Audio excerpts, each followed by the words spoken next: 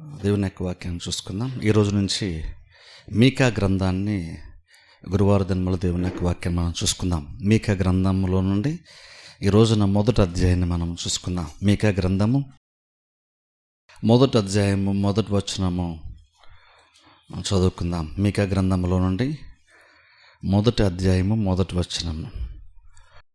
యోతాము, ఆహజు, హిజ్కియాను యోధారాజుల దినములలో షోమ్రోనును గూర్చియు యెరూషలేమును గూర్చియు దర్శన రీతిగా మొరస్తీయుడైన మీకాకు ప్రత్యక్షమైన యెహోవా వాక్కు. చాలు. కృష్ణుడి యొక్క పేరును బట్టే మనకు అర్థమవుతున్న విషయం ఏంటంటే, ఈ గ్రంథాన్ని మీకా అనేటువంటి ఒక ప్రవక్త ప్రవచించినటువంటి కార్యాలు గ్రంథములు ఉన్నాయి, లేదంటే మీకా రాసినటువంటి గ్రంథంగా మనం దీన్ని పిలవచ్చు. సో బైబిల్లో ప్రవక్తల్ని సహజంగా రెండు రకాలుగా విభజిస్తారు. అంటే బైబిల్ విభజించదు, కానీ జనరల్గా ఈ బైబిల్ స్కాలర్స్ అంటాం, అంటే బైబిల్ పాండిత్యం సంపాదించే వాళ్ళు ప్రవక్తల్ని లేదా పాత్రబంధ గ్రంథాన్ని రెండు రకాలు విభజిస్తారు. ఒకటి ఏంటంటే ఇంగ్లీష్లో చెప్తే మేజర్ ప్రాఫిట్స్, మైనర్ ప్రాఫిట్స్ అంటారు. అంటే పెద్ద ప్రవక్తలు, చిన్న ప్రవక్తలు అని పిలుస్తారు నార్మల్గా. ఇప్పుడు చూడండి, పెద్ద ప్రవక్తలు అన్నప్పుడు బేసిక్గా ఎలాంటి వాళ్ళు వస్తారంటే యెషయా, యెర్మియా, యెహెజ్కేలు, ఇలాంటి వాళ్ళందరూ పెద్ద ప్రవక్తలు అని జనరల్గా పిలుస్తారు. దేవుడు అలా పిలవట్లేదు, బైబిల్ అలా పిలవట్లేదు. జనరల్ చాలామంది క్లియర్గా అర్థం అవడానికి ఎలాంటి రకాలైన ప్రవక్తల గురించి మాట్లాడుతుంటారు అనేటువంటిది వినేటువంటి వాళ్ళకి అర్థం కావడానికి చాలామంది పెట్టిన పేరు ఏంటంటే పెద్ద ప్రవక్తలు లేదా చిన్న ప్రవక్తలు అని పిలుస్తూ ఉంటారు. ఇప్పుడు ఆశ్చర్యం ఏంటంటే అది ఎందుకు ఆ పేరు వచ్చిందో తెలియదు, కానీ పెద్ద ప్రవక్త అంటే ఆయన పెద్దగా పరిచయం చేశాడు, చిన్న ప్రవక్త అంటే చిన్నగా పరిచయం చేశాడు అని కాదు. కానీ ఏ గ్రంథం అయితే వాళ్ళు ప్రవచించారో, ఏ గ్రంథం అయితే వాళ్ళ పైన రాయబడిందో ఆ గ్రంథం యొక్క సైజుని బట్టి వాళ్ళు చిన్న గ్రంథం అయితే కనుక అది చిన్న ప్రవక్తలని, వాళ్ళు ప్రవచించింది ఎక్కువ అధ్యాయాలు కనుక సమకూర్చబడి ఉంటే అది పెద్ద ప్రవక్తలని జనరల్గా పిలుస్తున్నారు. యాక్చువల్ అది బైబిల్ ప్రకారం అంత కరెక్ట్ కాకపోవచ్చు, కాకపోతే ఏంటంటే జస్ట్ రెఫరెన్స్ కోసం కొందరు పిలుస్తారు. ఎందుకంటే ఇప్పుడు యెషయా అన్నటువంటి ఆయన చాలా పెద్ద ప్రవక్తగా మనం చూస్తాం, ఎందుకంటే ఎక్కువ అధ్యాయాలు యెషయా గ్రంథంలో ఉన్నాయి. అలాగే ఎంతమంది గతంలో మనం యెర్మియా గ్రంథాన్ని కూడా చూసుకున్నాం. యెర్మియా కూడా చాలా విషయాలు ప్రవచించాడు, చాలా కాలం పాటు ప్రవచించాడు.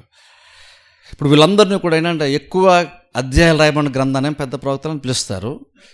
కొంచెం మాత్రం ఒక 4-5 అధ్యాయాలు లేదా ఒక అధ్యాయాలు ఉంటే చిన్న ప్రవక్తలను పిలుస్తారు. కానీ యాక్చువల్గా అదేంటంటే జస్ట్ మామూలు బైబిల్ అర్థం చేసుకోవడానికే, కానీ దేవుని దృష్టిలో అయితే పెద్ద ప్రవక్తలు చిన్న ప్రవక్త అంటే యాక్చువల్ లేనే లేదు. ఎందుకంటే ప్రతి వారిని పిలుచుకుంది దేవుడే.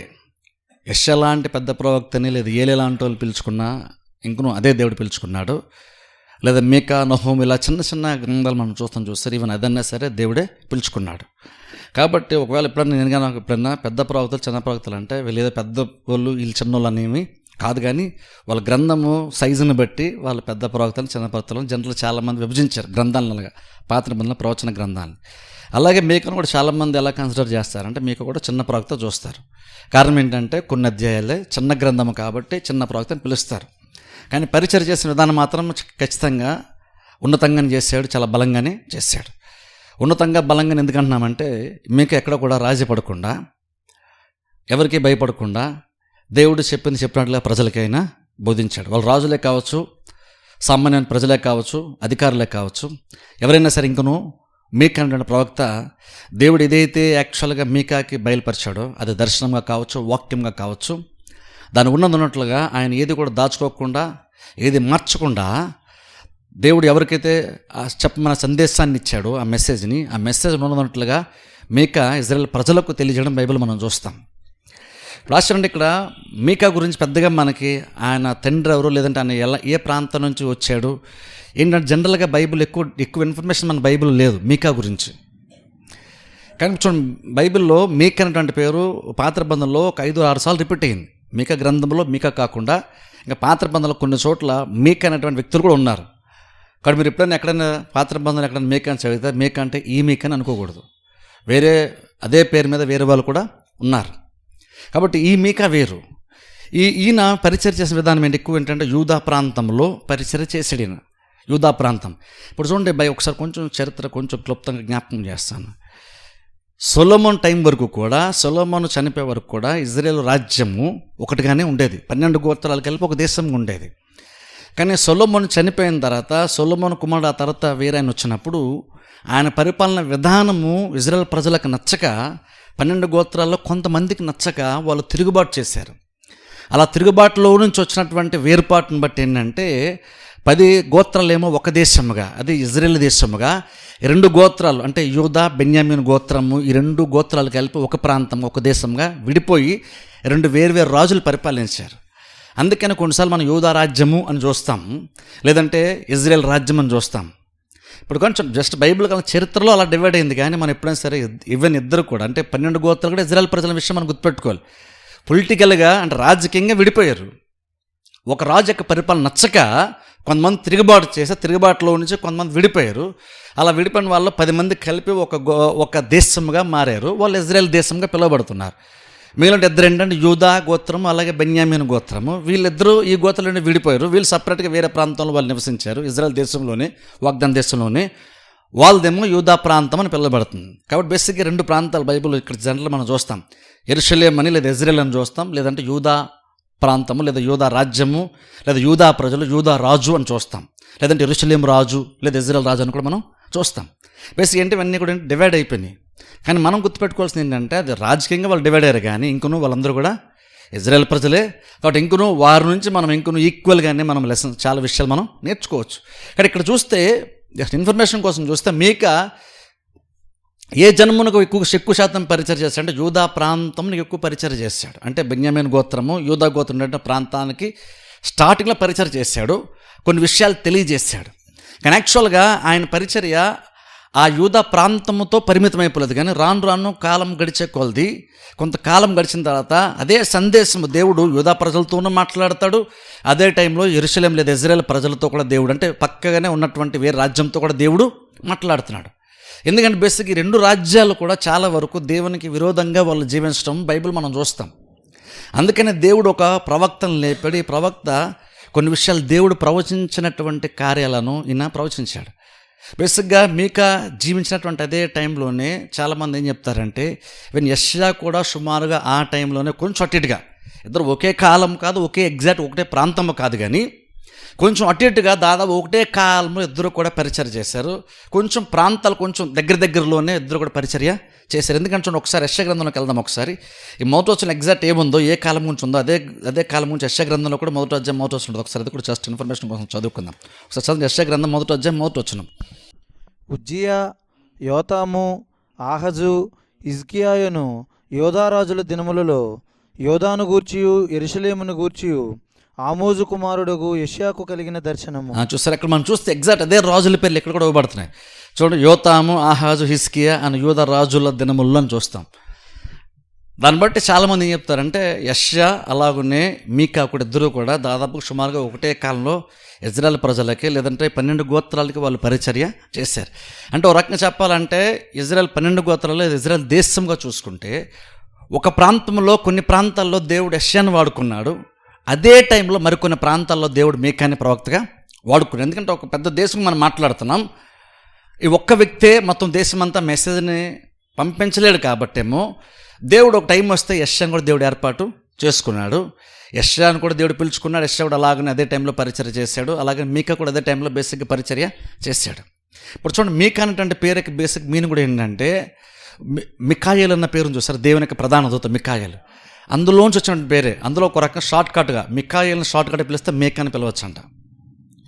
బేసిక్గా ఏంటంటే ఆ పేరుతో ఈయన కూడా పరిచర్య చేశాడు. అంటే ఒక రకంగా చెప్పాలంటే దేవుని పేరు ఒక రకంగా పెట్టబడిందని చెప్పచ్చు. మికాయేల్ అంటే బేసిక్గా అర్థం ఏంటంటే బైబిల్ మనం చూస్తే మికాయేల్ అంటే ఇక్కడ బేసిక్ పరిచయం ఏంటంటే నీతో సమానమైనటువంటి దేవుడు ఎవరన్నా ఉన్నారా. మికాయేల్ అంటే బేసిక్ మీనింగ్ ఏంటంటే లేదా మీకా మీనింగ్ ఏంటంటే యెహోవా దేవునితో సమానమైనటువంటి వేరే వాళ్ళు ఇంకెవరైనా ఉన్నారా. బేసిక్గా మీకా ప్రవచించేటప్పుడు కూడా ఆ ఉద్దేశంతోనే ఆ దృక్పథంతోనే ఇజ్రాయెల్ ప్రజలకు చాలా విషయాలు హెచ్చరికలు కానీ కొన్ని విషయాలు కానీ తెలియజేస్తాడు. బేసిక్గా తెలియజేసేటప్పుడు ఏం చెప్తాడంటే మీకా కూడా బేసిక్ ఏం పోలుస్తాడంటే మన దేవుడు యెహోవా దేవుడు లాంటి వాళ్ళు, ఆయనను పోలినటువంటి వారు వేరే దేవుడు కానీ దేవతలైన ఇంకెవరన్నా వేరే వాళ్ళు ఉన్నారా, ఆయన మించినటువంటి వారు కానీ ఆయనతో సమానమైనటువంటి వారు కానీ ఆయనకు దగ్గరగా పోలికలు వచ్చేటువంటి వారు కానీ ఆయనతో సమానమైనటువంటి వారు ఎవరన్నా ఉన్నారని అలాగ పోలుస్తూ కూడా కొన్ని విషయాలు మీకా కూడా ప్రవచించాడు, కొన్ని విషయాలు తెలియజేసే ఇజ్రాయెల్ ప్రజలకి. ఇప్పుడు అనుకోవచ్చు, ఎందుకు అలాగెందుకు తెలియజేశాడు? యెహోవా దేవునితో సమానమైనటువంటి వాళ్ళు ఎవరన్నా ఉన్నారనే ఆ రీతిగా ఎందుకు బేసిక్గా మెసేజ్ చెప్పాడు యూదా ప్రజలకి మీకా అంటే? ప్రాబ్లం ఏంటంటే ఇజ్రాయెల్ ప్రజలు లేదంటే యూదా ప్రజలు ఏంటంటే ఈ టైంకి మీకా దేవుడు పరిచర్యకి పిలిచినటువంటి టైంకి ఇజ్రాయెల్ ప్రజలు ఏంటంటే అన్ని రకాలుగా దేవుని దూరం అయిపోయారు. బేసిక్గా విగ్రహారాధనలో వాళ్ళు దూరం అయిపోయారు. విగ్రహారాధనలోకి వాళ్ళు వెళ్ళిపోయారు. నిజమైన దేవుని ఇంకొను సేవిస్తున్నారు, కానీ నిజమైన దేవుణ్ణి సేవిస్తూ కూడా ఇంకొను చాలా వరకు విగ్రహారాధన కూడా అంత ఈక్వల్గా వాళ్ళు చేస్తూ వచ్చారు.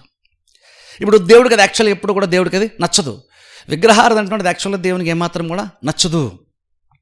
విగ్రహారాధన కూడా కొన్ని సందర్భాల్లో చూడండి, జాగ్రత్తగా ఆలోచించిన విగ్రహారాధన క్రిస్టియన్స్ కూడా కొన్నిసార్లు ఎంత విగ్రహారాధనలో మనం కూడా చాలా సందర్భం ఎంత ఎక్స్ట్రీమ్కి వెళ్ళిపోతామంటే, మనం విగ్రహారాధన ఎంతసేపు ఏంటంటే అన్య దేవతలు, ఆ బొమ్మలు, అలా ఆ విగ్రహాలు మనం అలాగనే ఆలోచిస్తాం.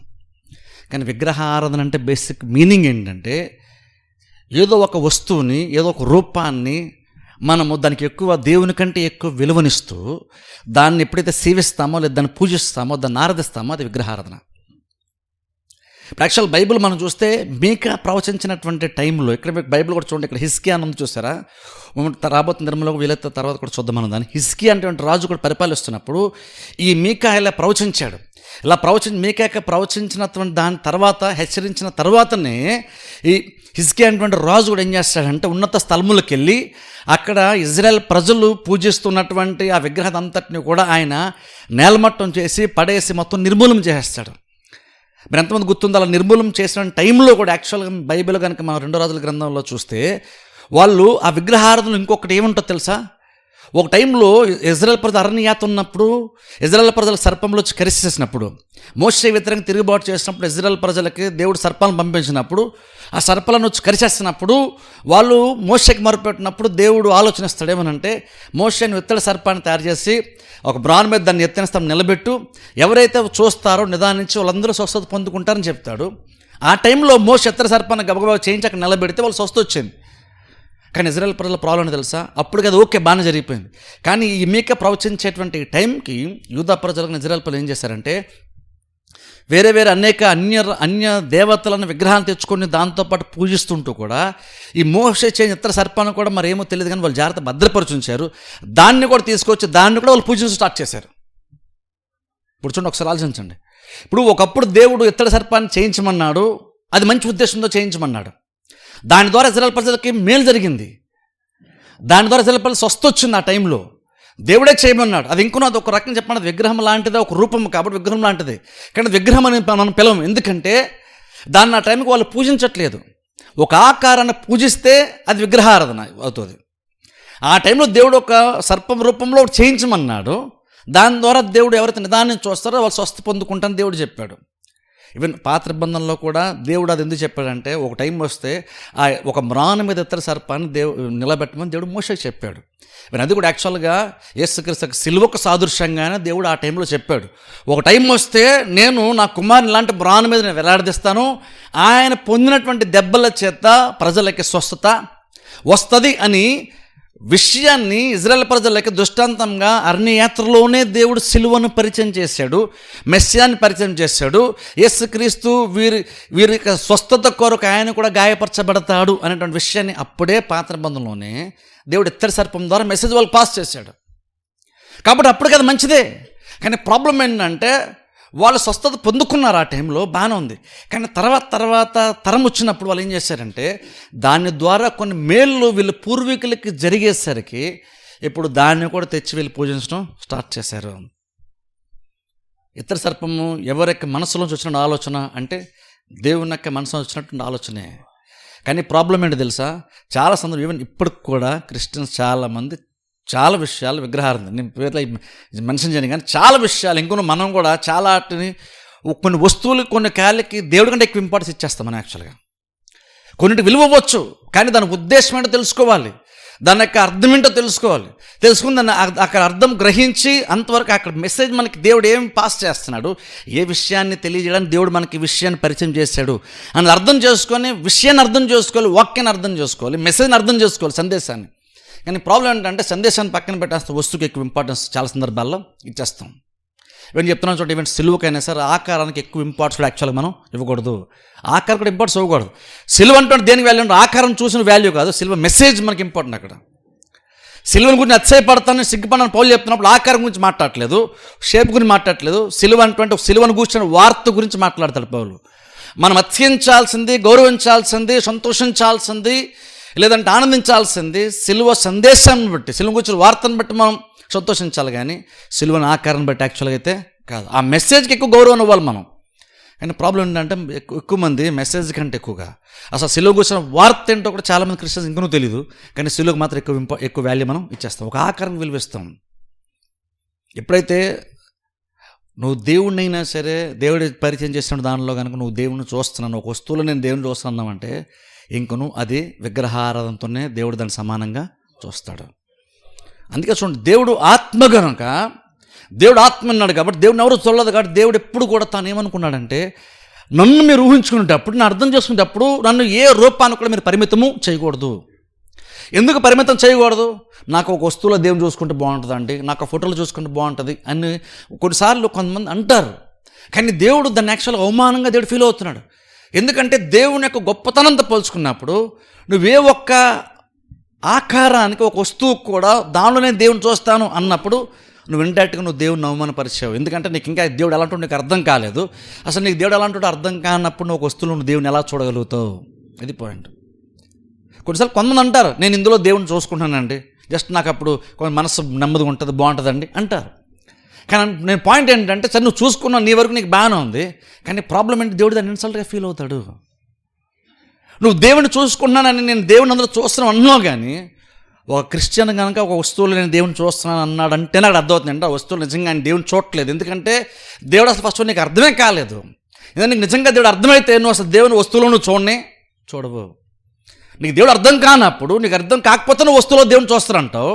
నీకు దేవుడు నిజంగా అర్థం కాకపోతే నువ్వు వస్తువులో చూస్తున్నప్పుడు ఆ వస్తువు నీ దేవుడు అలా కనబడతాడు. ఎందుకంటే నీకు దేవుడు అసలు ఇంకా అర్థమే కాలేదు కాబట్టి. అందుకే చూడండి, క్రిస్టియన్స్గా మన విషయాలు చాలా జాగ్రత్త ఉండాలి. కొన్ని సందర్భాల్లో బైబిల్లో దేవుడే కొన్ని చెప్పాడు చేయమని, పాత నిబంధనలో బహుశా దేవుడు కొన్ని చేయమని చెప్తాడు. కానీ ఇంకను క్రిస్టియన్ ఎక్కడ జాగ్రత్త పడాలంటే అల్టిమేట్ ఇంకను ఏది కూడా దేవునితో సమానము కానీ కాదు. అందుకని ఈవెన్ బైబిల్ మనం చూస్తే ఆ టైంలో కూడా హిజ్కియా రాజు కూడా మీకా ప్రవచించిన తర్వాతనే ఒక విషయం అర్థం చేసుకొని, మనం ఎక్కడ తప్పిపోతున్నాం అనే విషయం అర్థమయ్యే ఒక టైం వచ్చినప్పుడు ఆయన కూడా ఆ ఉన్నత స్థలంలో ఉండేటువంటి విగ్రహాలన్నింటినీ కూడా నిర్మూలన చేస్తాడు, నేలమట్టం చేసేస్తాడు. ఆ సందర్భంలోనే 2 రోజుల గ్రంథం ఉంటుంది, వీలైతే ఇప్పుడు కానీ లేదంటే రాబోతున్న వారాలు మనం చూస్తాం. ఆ టైంలోనే అనేక అన్య విగ్రహాలతో పాటుగానే, ఉన్నత స్థలంలో ఉండే విగ్రహాలతో పాటుగానే మోషే చేయించిన ఇత్తడి సర్పాన్ని కూడా నేలమట్టం చేసినట్టుగా బైబిల్ మనం చూస్తాం, నిర్మూలన చేసినట్టు బైబిల్ మనం చూస్తాం. అంటే అర్థం చూడండి, ఇజ్రాయెల్ ప్రజలు దేవుని ఆలోచనకి ఎంత దూరం అయిపోయారంటే, వాళ్ళ పక్కన యెహోవా దేవుని సేవిస్తున్నాము అని చెప్పుకుంటున్నారు, కానీ విగ్రహాలు కూడా తీసుకొచ్చి విగ్రహాలను పూజిస్తున్నారు. అదే టైంలో యెహోవా దేవుని సేవిస్తున్నారు. అదే టైంలో దేవుడే పరిచయం చేసేటువంటి ఆ ఇత్తడి సర్పాన్ని కూడా తీసుకొచ్చి దాన్ని కూడా వాళ్ళు సేవించడము, దాన్ని కూడా వాళ్ళు పూజించడం వాళ్ళు చేశారు. అంటే ఆలోచించండి, వాళ్ళ భక్తి అనేటువంటిది సరైన దారిలో యాక్చువల్గా లేదు. ఇప్పుడు అది మాత్రమే కాదు, ఇక్కడ ఆత్మీయ జీవితంలో ప్రాబ్లం కాదు. ఇక్కడ ఇంకా వాళ్ళు ఎక్కడ బైబిల్ మనం రాబోతున్న మనం చూస్తాం, వాళ్ళు పేదవాళ్ళకి అంటే కొంచెం బలహీనంగా ఉన్నటువంటి వారిని, అల్పమైనటువంటి వారిని అణిసివేయడము, వారికి అన్యాయం చేయడము, వారి ఆస్తులు లాక్కోవడము, అన్యాయమైన తీర్పులు తీర్చడము, అన్యాయంగా ఆలోచించి అన్యాయం చేయడము, అది కూడా వాళ్ళు ప్రజలు చేస్తూ వచ్చారు. ఇప్పుడు ఇజ్రాయెల్ ప్రజల గురించి మాట్లాడుతున్నాం మనం. దేవుని యొక్క వాగ్దాన దేశంలో ఉంటూ కూడా ఇంకను పక్కోళ్ళది వేరే వాళ్ళ ఆస్తుల గురించి ఎలా లాగేసుకుందామని అన్యాయమైన తీర్పులు తీరుస్తూ డబ్బులకు అమ్ముడిపోతూ, ఈవెన్ బైబిల్ యాక్చువల్గా రాబోతున్న మనం చూస్తాం. ఈవెన్ ప్రవక్తలు కూడా కొంతమంది యాజకులు అంటే వాళ్ళు కూడా, దేవుని సేవలు కూడా బైబిల్ మనం చూస్తే డబ్బులకు అమ్ముడిపోయి మెసేజ్ చెప్పారని బైబిల్ ఉంటుంది యాక్చువల్గా. అది రాబోతున్న మనం చూస్తాం. డబ్బులు తీసుకొని డబ్బులను బట్టి వాక్య పరిచయం చేశారంట. అంటే ఆ టైంకి మీకు ఒక్కడే ప్రవక్త, ఎవరు పాస్టర్లు ఎవరు లేరు, ప్రవక్తలు ఎవరు లేరు, యాజకులు ఎవరు లేరు అని కాదు. యాజకులు ఉన్నారు, కానీ వాళ్ళు పరిచయం సరిగ్గా చేయనటువంటి కారణంగానే దేవుడు మీకా అనేటువంటి వ్యక్తిని దేవుడు ఏర్పాటు చేసుకున్నాడు. ఇంకనూ మీకా రాకమని కూడా ఇంకనూ వాళ్ళు దేవుడు నియమించినటువంటి ఆచారాలన్నీ కూడా వాళ్ళు ఫాలో అవుతున్నారు, దాంతోపాటు విగ్రహారాధన కూడా చేస్తున్నారు. సో దేవుడు ఇచ్చిన ఆచారాలు కూడా ఫాలో అవుతున్నారంటే ఖచ్చితంగా అక్కడ కూడా యాజకుడు ఉండాలి. యాజకుడు ఉన్నాడు, యాజకత్వ కార్యాలు నామకార్థంగా చాలా జరుగుతున్నాయి, కానీ దేవునికి అనుకూలంగా జరగట్లేదు, కానీ ఇంకా జరుగుతున్నాయి. అందుకని ఎప్పుడైతే మెసేజ్ చెప్పాల్సిన వాళ్ళు చెప్పట్లేదో అప్పుడు దేవుడు మేకాని యెషయా అంటున్న దేవుడు లేపుతున్నాడు. అలా మేకాని లేపాడు. మేకా ఇప్పుడు తెలిసి ఏంటంటే ఇజ్రాయేల్ ప్రజలకు వ్యతిరేకంగా మాట్లాడతాడు, అంటే యూదా ప్రజల వ్యతిరేకంగా మాట్లాడతాడు, రాజుకు వ్యతిరేకంగా మాట్లాడతాడు, అలాగే చాలామంది యాజకుల వ్యతిరేకంగా కూడా ఇక్కడ మేకా మాట్లాడతాడు. బేసిక్గా మేకా మెసేజ్ ఏంటంటే త్వరలో దేవుడు యొక్క తీర్పు మన మీదకి రాబోతుంది. అది బేసిక్ మెసేజ్. అందుకే చూడండి ఒకసారి 2వ వచనం నుండి చదువుకుందాం. చూడండి, మొదటి వచనం మనం చూస్తే ఏంటంటే దర్శనం వచ్చిందని చెప్పేసి మీకా చెప్తున్నాడు. ఏ టైంలో అంటే యోతాం అనేటువంటి రాజు, ఆహాజు, హిజ్కియా అను రాజుల దినములలో షమ్రోను గూర్చి యెరూషలేమును గూర్చి దర్శన రీతిగా మరస్తీయుడైన మీకాకు ప్రత్యక్షమైన యెహోవా. అక్కడ గమనించిన కాలాలు కూడా చాలా ఇంపార్టెంట్. అలాగే షమ్రోన్ అనేటువంటిది కూడా మనకి ఇంపార్టెంట్, గుర్తుపెట్టుకుని నెక్స్ట్ దాని గురించి కూడా నేను చెప్తాను. ఇప్పుడు 2వ వచనం చదువుకుందాం. సకల జనులారా ఆలకించుడి, భూమి నీవును నీలోనున్న సమస్తమును చెవియొగ్గి వినుడి. ప్రభువగు యెహోవా మీ మీద సాక్ష్యం పలకబోచున్నాడు. పరిశుద్ధాలయంలో నుండి ప్రభువు మీ మీద సాక్ష్యం పలకబోచున్నాడు. ఇదిగో యెహోవా తన స్థలము విడిచి బయలుదేరుచున్నాడు. ఆయన దిగి భూమి యొక్క ఉన్నత స్థలముల మీద నడవబోచున్నాడు. చాలా ఇక్కడ గమనించండి, 2 వచనాలు మనం చూస్తే 2 సార్లు చూడండి ఆలకించిన మాట వస్తుంది. సకల జనులారా ఆలకించడం వచ్చింది. తర్వాత 2 చూస్తే చెవి యొగ్గి వినుడి అన్న మాట వచ్చింది. 2 సార్లు దేవుడు ఆలకించండి వినండి అంటున్నాడు. అంటే బేసిక్గా అర్థం ఏంటంటే ఇక్కడ మీకా చాలా ప్రాముఖ్యమైన విషయాలు ప్రజలకి చెప్పబోతున్నాడు. అందుకని దేవుడు మీకా ద్వారా మాట్లాడుతూ 2 సార్లు చెప్తున్నాడు ఆలకించండి వినండి. ఎందుకంటే చాలా ఇంపార్టెంట్ విషయం చెప్తున్నాడు. ఏంటో విషయం అన్నాడు చూడండి, సకల జనులారా ఆలకించుడి, భూమి నీవును నీలోనున్న సమస్తము చెవియొగ్గి వినుడి. ఇక్కడ గమనించిన ఇక్కడ నిన్న స్టార్టింగ్ చెప్పింది చూస్తారా, మేకా అనేటువంటి వ్యక్తిని దేవుడు బేసిక్గా యూదా ప్రాంతంలో పరిచయం చేయడానికి దేవుడు పిలుచుకున్నాడు. అయితే ఆ ప్రాంతంలోకే పరిచర్య చేయడానికి దేవుడు పిలుచుకున్నప్పటికీ ఇంకను మేకా యొక్క సందేశము, మేకా యొక్క పరిచర్య కేవలం యూదా ప్రాంతంలోకే పరిమితం అవ్వలేదు. అది ఇజ్రాయెల్ రాజ్యంలో కూడా స్ప్రెడ్ అయ్యింది. కానీ అక్కడితో కూడా ఆగిపోకుండా ఇక్కడ బైబిల్ మనం చూస్తే చూడండి, అక్కడ దేవుడు అన్నాడు చూసారా, అక్కడ సకల జనులారా అన్నాడు చూసారా, భూమి చెవియొగ్గి అన్నాడు చూసారా. అంటే అర్థం ఏంటంటే ఈ మెసేజ్ కేవలం యూదా ప్రాంతం వరకే పరిమితమైంది కాదు, అది యెరూషలేము పట్టణానికి లేదా ఇజ్రాయెల్ దేశానికి మిగిలినటువంటి గోత్రాలకు కూడా సంబంధించింది. అయితే అక్కడితో కూడా ఆగిపోలేదు, అది మిగిలిన చుట్టుపక్కల ఉన్న అన్య రాజ్యంలో కూడా సంబంధించినటువంటి మెసేజ్ అందులో ఉంది. అది మాత్రమే కాదు, ఇంకా ప్రపంచ దేశాల్లో కూడా దేవుడు మెసేజ్ చెప్పాడు. బట్ ఇంకా చెప్పాలంటే అసలు ఈ మెసేజ్ ఎంతవరకు అది విస్తరించింది, కవర్ చేసిందంటే అది వాళ్ళతో ఆగిపోయింది కాదు, వాళ్ళ ద్వారా దేవుడు ఈరోజు మనకు కూడా విషయాలు చెప్తున్నాడు. ఏదో ఒక ప్రాంతం మనం చూడండి, మనం దేవుని అర్థం చేసినప్పుడు మనం కొంచెం ఉన్నతంగా అర్థం చేసుకోవాలి. దేవుడు మేకగానే ఒక ప్రాంతం పిలిచాడంటే ఈ ప్రాంతానికే పరిమితం అయ్యాడు కదా. ఇంకను దేవుడు ఇంకను ప్రతిదానికి ఆయన సృష్టికర్త కాబట్టి, ఆయన ఆది సంపూతుడు కాబట్టి, ప్రపంచం అంతా ఆయనదే కాబట్టి, ప్రపంచంలో ఏం వాళ్ళు సేవ చేస్తాం సార్. ఇంకను ఓ రకంగా చెప్పాలంటే వేరే ప్రాంతాల్లో కూడా పరిచర్య స్ప్రెడ్ అయినట్టు. ఎందుకంటే అల్టిమేట్గా దేవుడు ఉండి పరిచర్య జరిగిస్తున్నాడు కాబట్టి. ఇప్పుడు అందుకని ఇది మేకాక పరిచర్య యూదా దగ్గర స్టార్ట్ అవుతుంది, కానీ యూదాతో ఆగిపోదు, ఇజ్రాయెల్ వరకు వెళ్తుంది. అయితే అక్కడితో ఆగిపోకుండా చుట్టుపక్కల బయట ఉన్నటువంటి అన్య రాజ్యంలో కూడా ఇందులో మెసేజ్ ఉంటుంది. అలాగే అక్కడ ప్రపంచ దేశాలందరికీ ఆ టైంలో మాత్రం కదా ఈవెన్ మనకు కూడా దేవుడు మెసేజ్ చెప్తున్నాడు. అందుకనే అక్కడ దేవుడు సకల జనులారా అన్నాడు. యూదా ప్రజలతో మాట్లాడుతున్నాడు, యూదా ప్రజలుగా సకల జనులారా భూమి నువ్వు ఆలకించు. ఎందుకంటే దేవుడు వీళ్ళని ఎగ్జాంపుల్గా పెట్టి, అంటే యూదా ప్రాంతం ఎగ్జాంపుల్గా చూపిస్తూ ఇజ్రాయెల్ ప్రజలకు కొన్ని విషయాలు బోధిస్తున్నాడు, లేదా పాఠం నేర్పుతున్నాడు. అయితే ఈ యూదా ఇజ్రాయెల్ ప్రజలను ఎగ్జాంపుల్గా చూపిస్తూ చుట్టుపక్కల ఉన్నటువంటి దేశాలకి లెసన్ నేర్పిస్తున్నాడు. వాళ్ళందరి ద్వారా ఆ కాలంలో దేవుడు వ్యవహరించినటువంటి తీరుని బట్టి ఈ రోజున మనకు కూడా దేవుడు కొన్ని విషయాలు నేర్పిస్తున్నాడు. అందుకని దేవుడు అక్కడ మాట్లాడుతూ ఆలకించడం అన్నాడు, భూమి చెవియొగ్గి అన్నమాట అక్కడ దేవుడు మాట్లాడుతున్నాడు. కొంచెం కింద చదువుకుందాం. యెహోవా సాక్ష్యం పలకబోతున్నాడని బైబిల్ మనం చూస్తున్నాం. చూడండి 2వ వచనంలో 3వ లైన్ చదువుతాం చూడండి.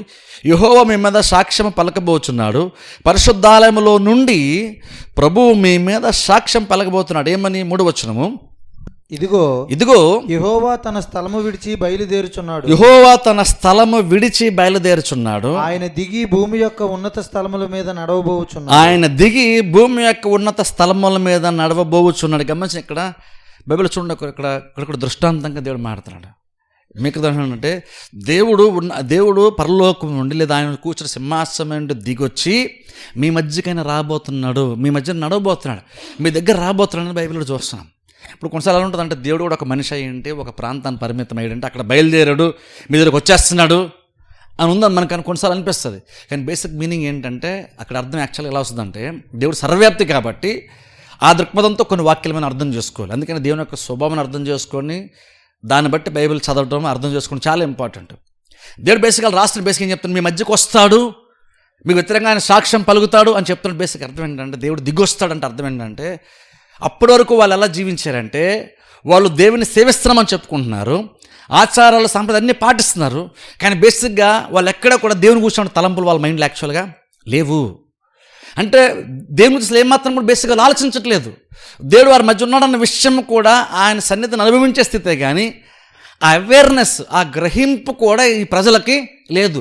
ఓ రకంగా వీళ్ళు అప్పటి వరకు మేక ప్రవచించినంత వరకు ఎలా బ్రతికారంటే ప్రజలు, దేవుడు ఎక్కడో పరలోకం ఉన్నాడులే ఏముంది అన్నట్టుగా దేవుడి గురించి ఏమాత్రం ఆలోచించకుండా ఎంతసేపు ఆచారాలు సాంప్రదాయాలు మాత్రం చేసుకుంటూ వెళ్ళిపోతూ ఉన్నారు.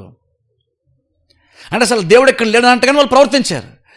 అందుకని ఇప్పుడు మీకా మాట్లాడుతున్నప్పుడు ఏమన్నాడంటే, దేవుడు మీ మధ్యకు వస్తాడంటే అర్థం ఏంటంటే, ఎప్పటివరకు అసలు మీరు దేవుడు ఉన్నాడన్న విషయము మీరు మర్చిపోయి అసలు దేవుడు లేడన్నట్టుగానే మీరు ప్రతి కార్యమును మీరు చేస్తూ ఉన్నారు కదా. ఇప్పుడు ఈ క్షణం నుండి దేవుడు నిజంగా వచ్చాడన్న విషయం, దేవుడు యాక్టివ్గా మీ మధ్యన పనిచేయడము మీకు చాలా స్పష్టంగా కనబడుతుందని చెప్తున్నాడు. ఎప్పటివరకు దేవుడు ఇక్కడ లేడు, ఆయన ఇక్కడ దూరం ఎక్కడో ఉన్నాడు అన్నట్టుగా మీరు ప్రవర్తించారు కదా, జీవించారు కదా. ఎక్కడుండి ఏం జరుగుతుందంటే మీ చుట్టూ జరిగే కార్యాలు బట్టి దేవుడు ఖచ్చితంగా ఇక్కడ ఉన్నాడు, దేవుడు పరిస్థితులు ఇన్వాల్వ్ అయ్యాడు, దేవుడు కొన్ని కార్యాలు కొన్ని వ్యవహారాలు తలదూర్చాడు, ఆయన కొన్ని కార్యాలు నడిపిస్తున్నాడు, ఆయన అసలు యాక్టివ్గా మన మధ్య ఉన్నాడు, ఆయన పనిచేస్తున్న విషయము ఇక్కడ నుండి మీకు అర్థమవుతుంది. అందుకని దేవుడు మీ మధ్యకు వస్తున్నాడు దేవుడు అర్థం. ఇప్పటివరకు అసలు దేవుడు ఎక్కడో దూరంగా ఉన్నాడంటే మీరు ప్రవర్తించారు కదా. ఇక నుండి దేవుడు మీకు సమీపంగా ఉన్నాడన్న విషయం మీకు క్లియర్గా అర్థమయ్యేంతలాగా పరిస్థితులు చాలా బలంగా జరుగుతాయి. ఎంత బలంగా జరుగుతాయి అంటే ఇందులో దేవుడు లేడని మీరు అనలేరు, ఇందులో ఇక్కడ దేవుడు లేడని మీరు అనలేదు, వేరే వేరే కారణం బట్టి జరిగిందని కూడా మీరు అనలేనంత బలంగా కొన్ని కార్యాలు జరుగుతాయి. ఆ కార్యాలు జరిగినప్పుడు ఎవరో అది న్యాచురల్ డిజాస్టర్స్ కాదంటే, ఇక్కడ కొన్నిసార్లు ఇక్కడ ఏంటంటే ఇక్కడ కొన్ని భూమి కంపించడం, ఇలాంటి భూకంపాలు అంటే ఇలాంటివి కూడా కొన్ని ఉంటాయి. అయితే లిటరల్గా నిజంగా అది భూకంపమా లేదంటే దృష్టాంతంగా మారుతూ వేరే అన్యరాజు వచ్చి వీళ్ళు చాలా బలంగా వీళ్ళ మీద ఒత్తిడి గురి చేస్తాడా, అది యాక్చువల్గా క్లియర్గా మనకు ఉండదు కానీ బైబిల్లో. కానీ ఇంకను ఏది జరిగినా సరే ఇంకను ఖచ్చితంగా అక్కడ దేవుని యొక్క ఉద్దేశాన్ని ప్రకారమే ప్రతిదీ జరుగుతూ వచ్చిందన్న విషయము మీకు చాలా స్పష్టంగా అర్థమవుతుంది. ఇప్పటివరకు దేవుని మర్చిపోయి బతికారు, ఇక్కడ మీరు దేవుని మర్చిపోతాం అనుకుని మీరు మర్చిపోలే అంత బలంగా మీ మధ్యన కార్యాలు జరుగుతాయి. దాని వెనకాల దేవుడు ఉంటాడు, దాని వెనకాల దేవుడే ఉన్నాడు, దేవుని బట్టి ఇవన్నీ జరుగుతున్న విషయం మీకు క్లియర్గా అర్థమవుతుంది. అందుకని అక్కడ దేవుడు మీ మధ్యకి దిగొస్తాడు, ఆయన బయలుదేరాడు దిగొస్తాడు అన్న మాట ఇక్కడ ఉంది. అంటే మీరు దేవుడు మర్చిపోయినట్టుగా ఉన్నారు కదా. ఇప్పుడు అందుకనే ఇప్పుడు దేవుడు చాలా బలంగా మీ మధ్యన పనిచేస్తాడు, అది మీకు క్లియర్గా తెలుస్తుంది. దేవుడు ఇక్కడ ఉన్నాడన్న విషయం మీకు క్లియర్ అర్థమవుతుంది అని ఇక్కడ మీకు ఇక్కడ మాట్లాడతారు. ఇప్పుడు 4వ వచనం చదువుకుందాం. ఆయన నడువగా అగ్నికి మైనము కరుగునట్లు పర్వతములు కరిగిపోవును, లోయలు విడిపోవును, వాటము మీద పోసిన నీరు పారునట్లు అవి కరిగి పారును. యాకోబు సంతతి చేసిన తిరుగుబాటును బట్టియు ఇశ్రాయేలు సంతతి వారి పాపములను బట్టియు ఇదంతయు సంభవించును. యాకోబు సంతతి వారు తిరుగుబాటు చేయుటకు మూలమేది? అది సోమ్రోనే కదా. యోదావారి ఉన్నత స్థలములు ఎక్కడివి? యెరూషలేములోనివే కావా? చాలా ఇక్కడ గమనించిన ఇక్కడ దేవుడు మాడుతూ దేవుడు దిగొచ్చినప్పుడు ఉన్నతమైన స్థలాన్ని కూడా కరిగిపోతా అన్నాడు. చూసారా, బేసిక్ ఉన్నతమైన స్థలం అంటే అర్థం ఏంటంటే ఎత్తైనటువంటి ప్రాంతాలు. అయితే ఎత్తైన ప్రాంతాలు అంటే బేసిక్ అర్థం ఏంటంటే బైబిల్ కాలంలో ఎత్తైన ప్రాంతాలు ఎక్కువ ఏంటంటే వాళ్ళు ఆత్మ సంబంధమైన కార్యాలు వాళ్ళు ఎక్కువ చేసేటువంటి స్థలాలు. బేసిక్ ఉన్నతమైన స్థలాలు అంటే ఎత్తైనటువంటి స్థలాలను మాత్రమే కదా అర్థం. అక్కడ చాలా సందర్భంలో వాళ్ళు విగ్రహారాధన చేయడానికి ఒక ఉన్నతమైన స్థలాలు ఏర్పాటు చేసుకొని అక్కడ కొన్ని బిల్డింగ్స్ కట్టి లేదా దేవాలయాలు కట్టి లేదా బలిపీఠాలు లాంటివి కట్టి అక్కడ వాళ్ళు కొన్ని అన్య ఆచారాలు సాంప్రదాయాల్లో విగ్రహారాధన వాళ్ళు చేస్తూ వచ్చారు. అలా వాళ్ళు విగ్రహారాధన లాంటి వేరే వేరే దేవతలను సేవించడం పూజించేటువంటి కార్యాలు వాళ్ళు చేయడానికి ఒక స్థలాన్ని ఏర్పాటు చేసుకున్నారు. ఆ స్థలం ఎక్కువ శాతము ఆ టైంలో సాంప్రదాయ ప్రకారం అంటే ఉన్నతమైన అంటే ఎత్తుగా ఉండేటువంటి చోటనే వాళ్ళు ఎక్కువ మందిరాలు కట్టేవాళ్ళు. అందుకని ఇక్కడ బైబిల్ మనం చూస్తే దేవుడు ఉన్నతమైన స్థలాలన్నీ కూడా నేలమట్టం అయిపోతాయి, అవన్నీ కూడా కరిగిపోతాయి అంటున్నారు. అంటే దేవుడు అంటే ఒక రకంగా మీకు ఎలా ఊహించి చెప్తారంటే మెసేజ్ని భౌతికంగా దేవుడు ఎంత ఉన్నతమైనటువంటి వాడు అన్నట్టుగా చెప్పే ప్రయత్నం చేశాడంటే వాళ్ళకు ఒక పిక్చరైజేషన్ ఇస్తున్నాడు. ఓకే, ఎలా అంటే మీరు గొప్ప గొప్ప మందిరాలు కట్టి మీరు పూజ చేస్తే ఏంటో చేస్తున్నారు కదా, కానీ దేవుడు ఒకసారి దిగొచ్చి మీ సిచ్యువేషన్స్లో మీ పరిస్థితి దేవుడు ఇన్వాల్వ్ అయ్యాడు అనుకో, ఏదైతే మీరు గొప్పగా మేము మందిరం కట్టుకున్నాము అని మీరు అనుకున్నారు, అవన్నీ కూడా నేలమట్టం అయిపోతాయి. అవన్నీ ఉన్నతమైన స్థలాలు, ఎత్తైన ప్రాంతాలు, గొప్పగా ఉన్నాయి అనుకున్నవన్నీ కూడా శాశ్వతంగా ఉంటాయి, స్థిరంగా ఉంటాయి, ఉన్నతంగా ఉంటాయి అనుకున్నటువంటి ప్రతి ప్రాంతము కూడా అది కరిగిపోద్ది అని దేవుడు చెప్తున్నాడు. అంటే దేవుడు అంత ఉన్నతమైనటువంటి వాడు, దేవుడు అంత గొప్పవాడు అని చెప్పే ప్రయత్నము మీకా చేశాడు. కాబట్టి బైబిల్లో ఉన్నతమైన స్థలాలు పడగొట్టి అని బైబిల్ ఇంకా చాలా చోట్ల ఇసుకే కూడా వేరే రాజులందరూ చూస్తే ఉన్నతమైన స్థలాలన్నీ కూడా ఆయన పాడు చేసి పడగొట్టి నిర్మూలం చేసాను చూస్తాం. ఉన్నతమైన స్థలం అర్థం ఏంటంటే వాళ్ళు అన్య దేవతను పూజించడానికి కట్టినటువంటి విగ్రహాలు అవ్వచ్చు, లేదంటే మందిరాలు అవ్వచ్చు.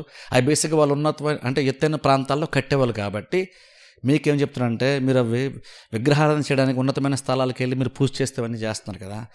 దేవుడు ఒక్కసారి మీ సిట్యువేషన్లో ఎంటర్ అయినప్పుడు అది ఎంత బలంగా ఆయన ఎంటర్ అవుతాడంటే, ఎంతగా పరిస్థితులపైన ప్రభావం చూపుతుందంటే, ఆయన ఇన్వాల్వ్ అయినప్పుడు అంటే మీకు భాష చెప్పండి, నన్ను అడుగు పెట్టడం స్టార్ట్ చేస్తే కనుక అవన్నీ కరిగిపోతాయి.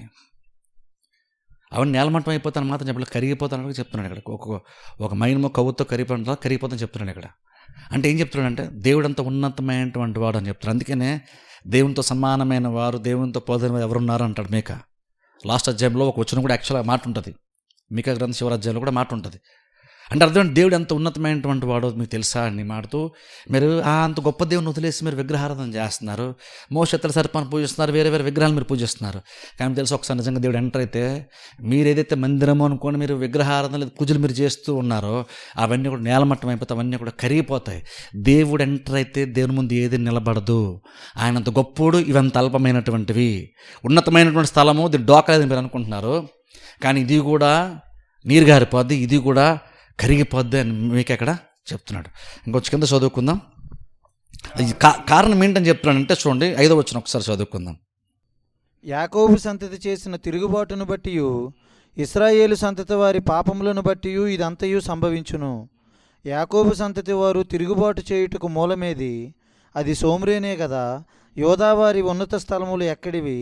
యెరూషలేములోనివే కావాలి. చాలా చూడండి ఇక్కడ గమనించండి. 5వ వచనం లాస్ట్ మనం చూస్తే ఇక్కడ 5వ వచనం చూస్తే యాక్చువల్ దేవుడు మాడుతూ అసలు ఇదంతా ఎందుకు వచ్చిందంటే యాకోబు సంతతి చేసిన తిరుగుబాటే కదా అని మాడుతూ, ఇజ్రాయేల్ ప్రజలు చేసిన పాపం వల్ల ఇదంతా వస్తుందని మాడుతూ అక్కడ చూడండి ఒక ప్లేస్ మీద మాడుతున్నాడు. 5వ వచనం లాస్ట్ లైన్ చూస్తే అది షోమ్రోనే కదా, యూదా వారి ఉన్నత స్థలములు ఎక్కడివి? యెరూషలేములోనివే కావా అన్నాడు. ఇక్కడ చూడండి, ఇక్కడ బేసిక్ షోమ్రోన్ అనేటువంటి పట్టణం గురించి ఇక్కడ మాట్లాడుతున్నాడు. బేసిక్గా చూడండి చాలా ఇంపార్టెంట్. షోమ్రోన్ అనేటువంటి పట్టణం గురించి మాట్లాడుతున్నాడు. ఆ పట్టణం గురించి తెలుసుకోవడం చాలా ఇంపార్టెంట్. ఎందుకంటే దేవుడు ఆ పట్టణం గురించి మాట్లాడుతున్నాడు. ఎందుకంటే వీళ్ళు తిరుగుబాటు చేయడానికి బేసిక్ కారణం ఏంటి? దేవుడు ఇన్వాల్వ్ అవ్వడానికి కారణం ఏంటి? దేవుడు అన్నింటిని నేలమట్టం చేసేయడానికి కారణం ఏంటి? తీర్పు రావడానికి కారణం ఏంటి అంటే ఇక్కడ మీకు అన్నాడు షోమ్రోన్ పట్టణమే కదా. అంటే బేసిక్ ఈ రోజైనా సరే, ఆ రోజులైనా సరే, ఇప్పుడు మన ఆంధ్ర తెలంగాణలో చూసిననుకోండి, ప్రతి రాష్ట్రానికి కొన్ని ఇంపార్టెంట్ క్యాపిటల్ ప్లేసెస్ కొన్ని ఉంటాయి. ఇప్పుడు ఇండియాకి ఢిల్లీయో లేదా బాంబే ఉంటుంది. ఇప్పుడు చూడండి, బాంబే ఉందనుకుందాం. బాంబేలో అది పెద్ద పట్టణం. బాంబే అనేది చాలా పెద్ద పట్టణం. అది బేసిక్గా అక్కడ జరిగే ప్రతిదీ కూడా అక్కడ ఉన్నటువంటి సాంప్రదాయం, అక్కడ కల్చర్ అంతా కూడా బేసిక్గా ఆ పట్టణానికి సంబంధించింది అయినా సరే దానికి ఎఫెక్ట్ మిగిలినటువంటి ప్రాంతాల మీద ఖచ్చితంగా ఉంటుంది. ఫర్ ఎగ్జాంపుల్ హైదరాబాద్ ఉందనుకోండి, హైదరాబాద్ సిటీ అది ఎంత బలమైన, ఎంత ఉన్నతమైనటువంటిది అంటే అక్కడ ఏదైనా జరుగుతుందంటే బేసిక్ ఏదైనా డెవలప్మెంట్ అన్న ఇంకేదైనా సరే కానివ్వండి, యాక్టివిటీస్ కావండి, ఇంకేదైనా సరే ప్రోగ్రామ్స్ ఇంకేమైనా సరే కావండి, అక్కడ ఆ పట్టణాలు ఎంత బలమైనటువంటి అంటే అక్కడ ఏదైనా జరిగితే దానికి ఎఫెక్ట్ ఖచ్చితంగా అంటే అది వేరే ప్రాంతాలు కూడా పాకిపోద్ది. దానికి ఎఫెక్ట్ వేరే ప్రాంతాల మీద కూడా వచ్చేస్తుంది. ఆ ముఖ్య పట్టణాలను చూసి వేరే పట్టణంలో ఉన్నటువంటి వాళ్ళు కూడా దాన్ని అలవాటు చేసుకుంటారు, నేర్చుకుంటారు, దాన్ని చూసి వాళ్ళు ఫాలో అవుతారు బేసిక్గా. అవునా కదా? అలాగేంటంటే బాంబేని చూసి ఇండియా చాలా వరకు చాలా విషయాలు ఫాలో అవుతారు. అంటే బేసిక్ చాలా విషయాల్లో. అలాగే మన ఇక్కడ మన ఉమ్మడి రాష్ట్రాలు చూస్తున్నప్పుడు హైదరాబాద్ అంటే చాలా పోయినది, దానికి ఎఫెక్ట్ ఖచ్చితంగా వేరే ప్రాంతం మీద ఖచ్చితంగా ఉంటుంది. అలాగే ఏంటంటే ఇక్కడ కూడా షోమ్రోను పట్టణం అంటే కూడా ఎంత ప్రాముఖ్యమైన పట్టణం అంటే దానికి కారణం పట్టణమే అంటున్నాడు ఇక్కడ దేవుడు. అంటే అర్థం అంటే మిగిలినటువంటి ప్లేసెస్ దేవునికి ప్రాబ్లం లేదా అంటే మిగిలినటువంటి ప్లేసెస్ కూడా ప్రాబ్లం ఉంది, కానీ ఈ ప్రాబ్లం అంతా అసలు అక్కడ స్టార్ట్ అయింది అంటున్నాడు దేవుడు. అది పాయింట్. అక్కడ స్టార్ట్ అయింది. దానివల్లే ఇప్పుడు దేశం అంతటికి తీర్పు వస్తుంది. ఈ తీర్పు కారణం ఎక్కడ స్టార్ట్ అయిందంటే షోమ్రోను పట్టణం దగ్గర స్టార్ట్ అయిందని చెప్తున్నాడు. ఎందుకు షోమ్రోను పట్టణం దగ్గర ఎందుకు స్టార్ట్ అయింది అంటే షోమ్రోను పట్టణం అంటే బేసిక్ ఏంటంటే అది ఓ రకంగా చెప్పినట్టుగా బాంబే అనేటువంటిది చూడండి, బేసిక్ ఏమంటారు ఇండియాకి అది ఫైనాన్షియల్ క్యాపిటల్ అంటారు. అంటే బాగా డబ్బు సంపాదించినటువంటి వారు అక్కడ ఆ ప్రాంతాల్లో ఎక్కువ నివసిస్తారు. బేసిక్గా ఒక పట్టణం కనుక అంత రిచ్గా ఆర్థికంగా అంత బలపడే ఒక ప్రాంతం ఉంటే ఖచ్చితంగా దానికి ఎఫెక్ట్ అంటే మిగిలిన ప్రాంతంలో ఖచ్చితంగా పడుతుంది. అలాగే షోమ్రోను పట్టణం అంటే కూడా బేసిక్గా ఆ టైంలో ఏంటంటే యూదా ప్రాంతంలో, ఇజ్రాయెల్ ప్రాంతంలో అదేంటంటే దాన్ని ఓ రకంగా చెప్పంటే అది బాగా డెవలప్ అయినటువంటి ఒక ప్లేస్. అది బాగా డెవలప్ అయినటువంటి ఒక ప్లేసు. అది జస్ట్ ఒక సిటీని, అదొక జస్ట్ ఒక ప్రాంతం, అదొక పట్టణం. అది దాని పేరు షోమ్రోను అంటే అదొక ప్రాంతము. కానీ అది ఎంత రిచ్గా ఉండేదంటే, ఎంత గొప్పగా ఉండేదంటే, ఎంత లగ్జరీగా ఉండేదంటే ఆ ప్లేస్ని బట్టి, ఆ ప్రాంతంలో జీవించేటువంటి వారికి జీవిత విధానాన్ని బట్టి ప్రాబ్లం అక్కడ స్టార్ట్ అయింది. దేవుని వ్యతిరేకంగా ప్రాబ్లం అక్కడ స్టార్ట్ అయింది. దేవుని దూరం అవడం అక్కడ స్టార్ట్ అయింది. దాని నుండి మిగిలినటువంటి ప్రాంతాలకు కూడా అది అలా వ్యాపించింది. అని దేవుడు అంటున్నాడు అసలు ఈ ప్రాబ్లంకి కారణం షోమ్రోను పట్టణం దగ్గరే కదా అంటున్నాడు. ఇంత షోమ్రోను పట్టణం అంటే ఒకసారి చూద్దాం. జస్ట్ బైబిల్ ఒక రెఫరెన్స్ ఉంది, అది ఒకసారి చూద్దాం. మొదటి రాజుల గ్రంథంలోకి వెళ్దాం ఒకసారి. చూడండి, షోమ్రోను పట్టణం గురించి బైబిల్లో మాట ఉంది, చదువుకుందాం. మొదటి రాజుల గ్రంథము 16వ అధ్యాయం. జస్ట్ చిన్న అడిషనల్ ఇన్ఫర్మేషన్ ఇక్కడ మనకు కొంచెం ఆ పట్టణం అర్థం కావడానికి ఒక వాక్యాన్ని చూసుకుందాం. మొదటి రాజుల గ్రంథము 16వ అధ్యాయము. మొదటి రాజుల గ్రంథము 16వ అధ్యాయము ఫస్ట్ చూడండి ఒకసారి 22 వచ్చిన ఒకటి జస్ట్ నేను చదువుతాను, మీరు బైబిల్లో ఫాలో. మొదటి రాజుల గ్రంథం 16వ అధ్యాయం 22 వచనంలో ఓ వ్యక్తికి పేరు ఉంది చూడండి. మొదటి రాజుల గ్రంథం 16వ అధ్యాయం 22 వచనంలో చూడండి, ఒమ్రీ పక్షపు వారు అనే మాట చూస్తున్నాం. అలాగే 22 వచనంలో 3 లైన్ చూస్తే ఒమ్రీ రాజు ఆయన మాట చూస్తున్నాం. సో ఒమ్రీ అంటే వ్యక్తి, ఇక్కడ రాజు అంటే బైబిల్ మనం చూస్తున్నాం.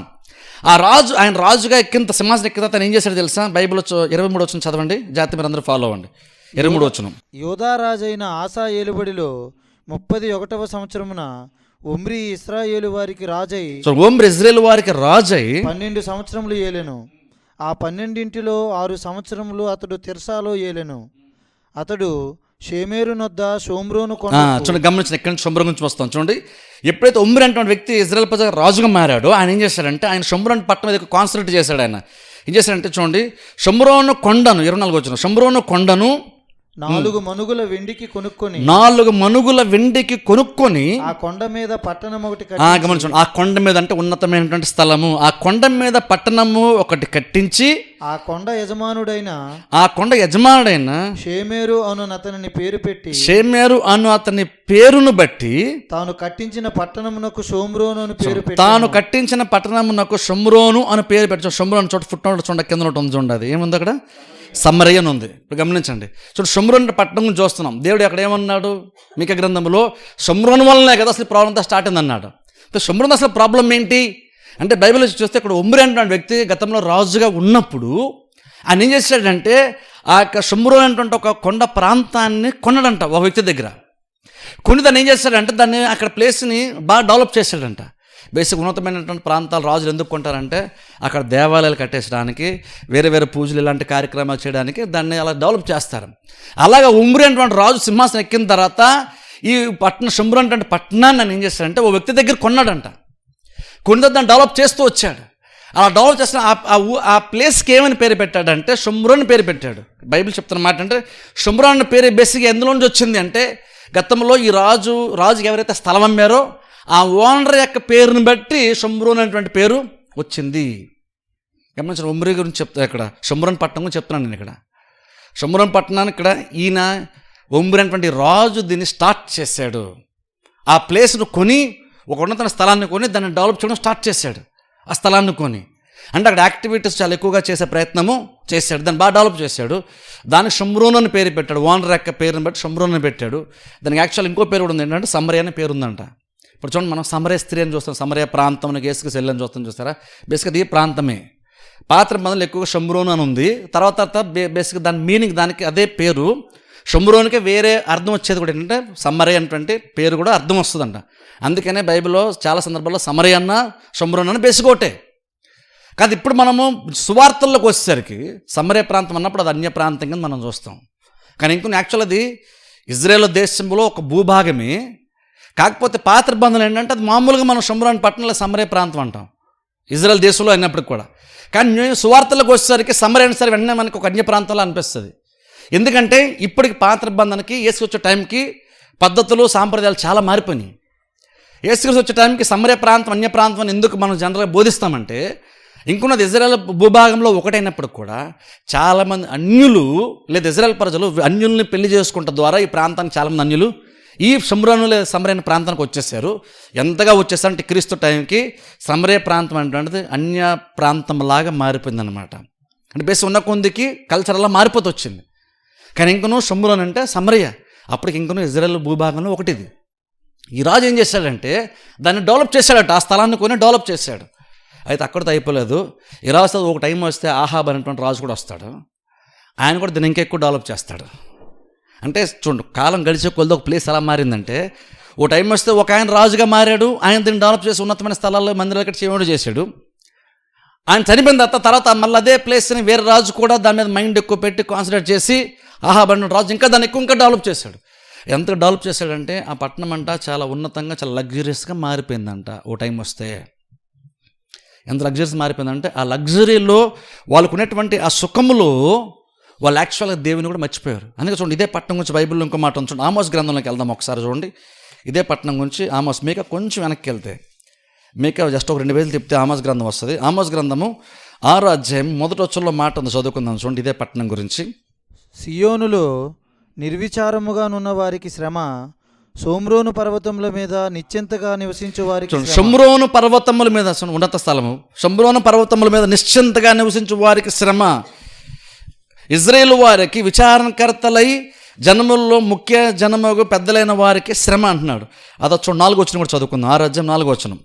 దంతపు మంచముల మీద పరుండుచు, చూడండి, గమనించండి, దంతపు మంచముల మీద పరుండుచు, పాన్పుల మీద తమ్మును చాచుకొనుచు, పాన్పుల మీద తమ్మును చాచుకొనుచు, మందలో శ్రేష్టమైన గొర్రె పిల్లలను, మందలో శ్రేష్టమైన గొర్రె పిల్లలను, సాలలోని క్రొవ్విన దూడలను, సాలలోని క్రొవ్విన దూడలను వధించి భోజనము చేయుదురు. స్వరమండలములతో కలిసి పిచ్చి పాటలు పాడుచు దావీదు వలనే వాయించు వాయిద్యములను కల్పించుకొందరు. గమనించండి, ఇక్కడ షోమ్రోను పట్టణం గురించి ఇక్కడ ఇన్ఫర్మేషన్ ఎక్స్ట్రా ఉంది. ఇందరు మనం చదివినటువంటి దగ్గర ఏమో రాజు గ్రంథాలేమో షోమ్రోను పట్టణం అసలు డెవలప్మెంట్ ఎలా స్టార్ట్ అని చూస్తున్నాం.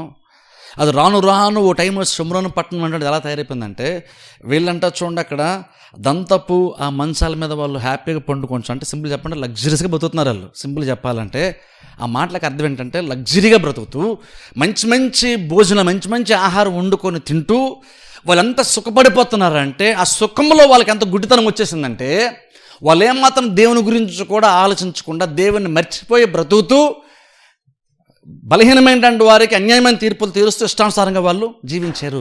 బేసిక్ రీజన్ ఏంటంటే వాళ్ళకి సుఖం బాగా అలవాటు అయిపోయింది. వాళ్ళకి డబ్బు ఎంత ఎక్కువ వచ్చేసిందంటే వాళ్ళు ఎంతగా వాళ్ళు ఉన్నతమైన స్థితిలోకి వాళ్ళు వెళ్ళిపోయారంటే ఆ సుఖం అంటే వాళ్ళు ఎంతగా పాడు చేసిందంటే వాళ్ళు దేవుణ్ణి మర్చిపోయారు.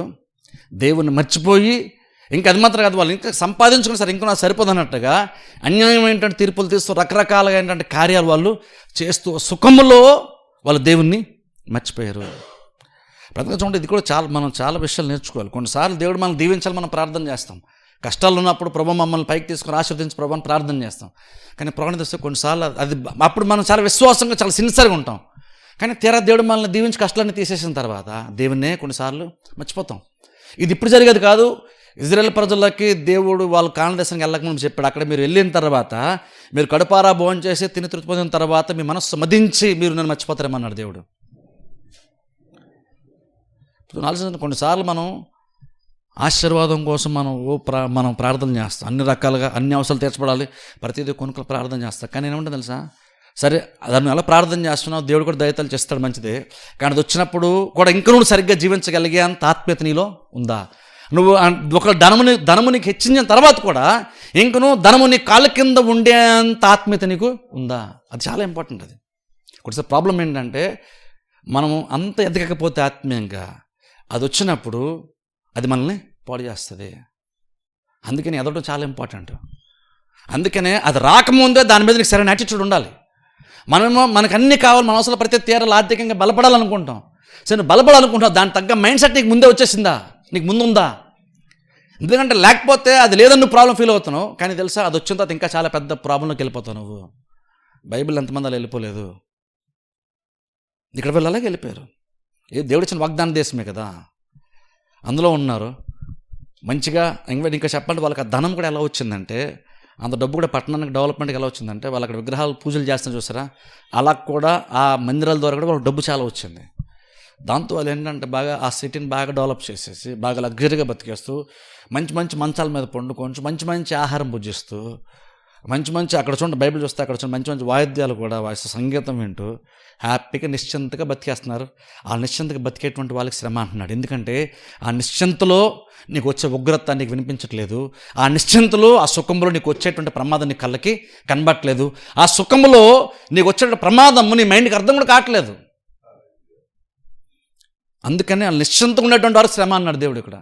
సరే, మనం అందరం కూడా నిశ్చింతగా ఉండే కదా మనకు కూడా కావాలి, ఏ చింత లేకుంటే బాగుంటుంది అనుకుంటున్నాం. దేవుడు కూడా చింతలు తీసేస్తా అంటున్నాడు. మీరు చింత అవుతున్నా మీద ఏంటి అంటున్నాడు, నిశ్చింతగా మీరు బతకని దేవుడు చెప్తున్నాడు. కానీ ఎంత నువ్వు సుఖం ఉన్నా సరే నువ్వు ఎలా ఉండాలంటే ఆ సుఖాన్ని కళ్ళు గుడ్డితనం ఉండకూడదు, ఆ సుఖాన్ని మైండ్ పాడవకూడదు, ఆ సుఖానికి దేవుని యొక్క స్వరం వెళ్ళలేనంత మందంగా నీ చెవులు మారిపోకూడదు. దేవుడు మనల్ని ఆశీర్వదిస్తాడా, దేవుడు మనల్ని పైకి తీసుకొస్తాడు. కానీ గుర్తుపెట్టుకోలే, అది వస్తూ ఉంటుండగా ఒకవేళ ఆత్మ సంబంధ కార్యాల మీద గుడితనం కలిగేస్తుందా, దేవుని యొక్క స్వరాన్ని వినలేకపోతున్నావా, ఆత్మ విషయాలు గ్రహించలేకపోతున్నావా, చూడలేకపోతున్నావా, వినలేకపోతున్నావా కూడా ఆలోచించుకోవడం చాలా ఇంపార్టెంట్.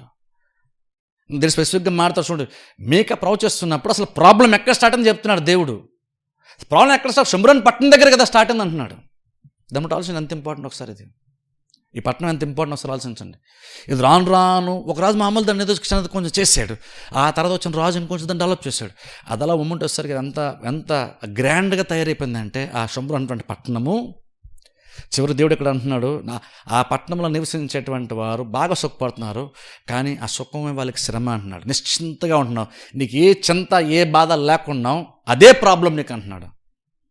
అందుకే ఆలోచించండి, మనకు కూడా బోల్డ్ చింతలు ఉన్నాయి అంటున్నారు. సరే, చింతలు దేవుడు తీసేస్తాడు, కానీ తీసేసిన తర్వాత నీకు ప్రాబ్లం ఉండదని గ్యారంటీ ఏంటి?